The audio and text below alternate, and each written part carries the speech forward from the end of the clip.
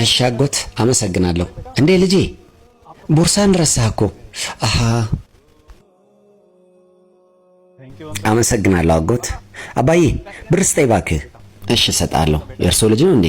አዎ አመሰግኖታለሁ አጎት። በጣም ብዙ ካሽ ብርና ዶክመንቶች ነበሩት ይሄ ቦርሳ። እችን ጥቂት ገንዘብ የያዙ። እንዴ ይሄ ለምን ልጄ? ለሰብአዊነቱና ለታማኝነቱ። እርሶ እኮ ቢፈልጉ ይሄን ቦርሳ ማስመጥ ይችሉ ነበር። አይተው እንዳላየ ዝም ማለት ይችሉ ነበር። እንዴ ልጄ የራስህን ዕቃ ለራስህ እኮ ነው የመለስኩልህ። እናም ለዚህ ምን ገንዘብ ያስፈልገዋል? እኔ ይሄን ገንዘብ አልፈልግም። ጥሩ እሺ አጎት አመሰግኖታለሁ። አባዬ ብር ስጠኝ እኮ እያልኩ ነው። እሺ ጥሩ እሰጥሃለሁ።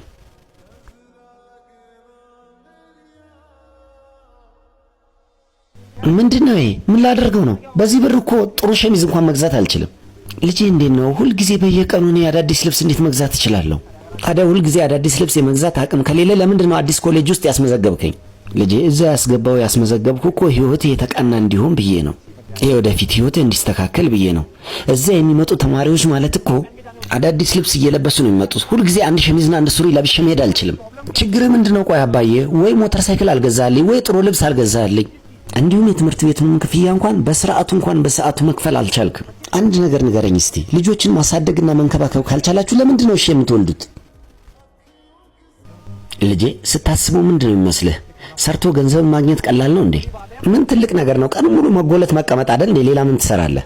የሌሎች ልጆች አባት እኮ ምን እንደሚያደርግ አታውቅም። አንተ ግን ምንም እያረክልኝ አይደለም።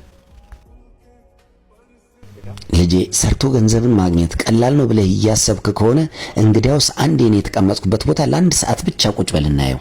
እኔ ቀን ሙሉ የምቀመጥበት ቦታ ማለት ነው። በዚሁ ሰዓት ደግሞ እኔ ቤት ሂጄ ምግብ ተመግቤ ልምጣ። ከዛም ተመልሼ ስመጣ በድጋሚ ጠይቃለሁ፣ ሰርቶ ብር ማግኘት ቀላል ነው ወይስ ከባድ እልሃለሁ። ምን ትልቅ ነገር ነው? ሂድ ምግብን በልተና እኔ እጠብቃለሁ።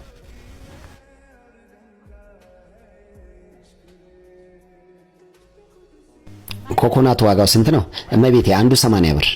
ህገወጥ ብር አላት ብለውሃል እንዴ? ምን ሆንሽ እመቤቴ? በዚህ ብር ማን ነው እየሸጠ ያለው እመቤቴ? ሁሉም ቦታ እኮ ዋጋው እንደዚህ ነው።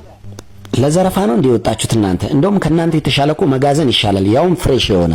አረ እመቤቴ ከነሱ በላይ ፍሬሽ እኮ ነው። እያየሁ ነው የትኛው ፍሬሽ ነው አይደለም የሚለውን። አልፈልግም ያንተን ኮኮናት፣ ያዘው ለራስህ። ኧረ አንዴ ቆይ እመቤቴ ስሚኝማ ቆይ።